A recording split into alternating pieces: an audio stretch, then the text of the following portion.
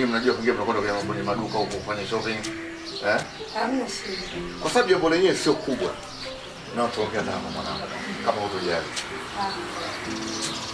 Unajua nimekosa raha katika siku zote hizi.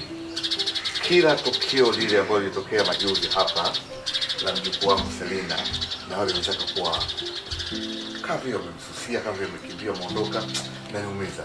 Sio unalichukua tukio hili mwanangu. Hata mimi baba nijisikia vibaya.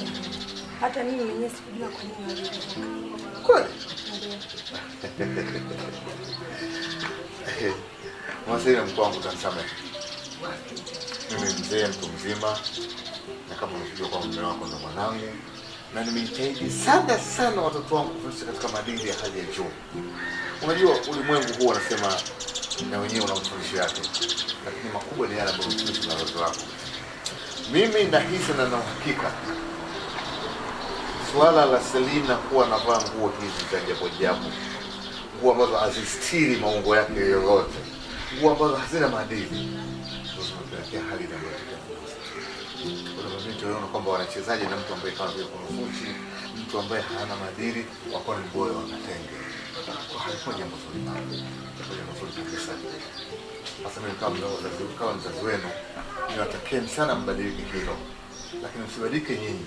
Msaidini sana na kuanza kubadilisha mjukuu wangu Selina.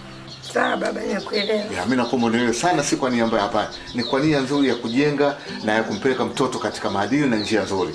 Sawa baba. Asante. Asante.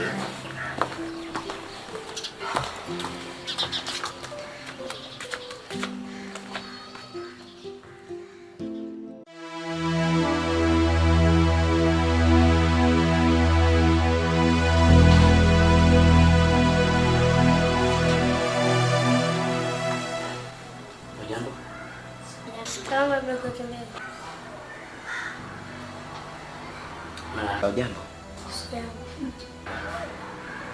Hebu nasifahamu rangi?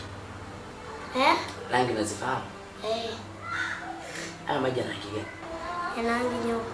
Rangi nyeupe. Na hili shati? Nyeupe. Kwa hili shati na maji rangi zake zinafanana? Hapana, ni tofauti. Basi